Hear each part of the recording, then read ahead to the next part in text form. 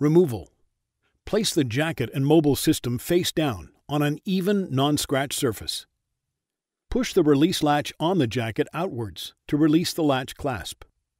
Open the back door cover. Simultaneously, press the two release latches on the back door cover inward to release the back door cover hinges from their slots on the jacket. Remove the back door cover from the jacket.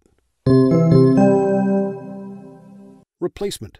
Place the jacket and mobile system face down on an even, non-scratch surface.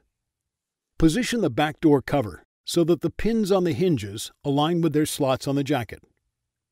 Press one pin down, then carefully insert the two hinge pins into their slots on the jacket. Close the back door cover.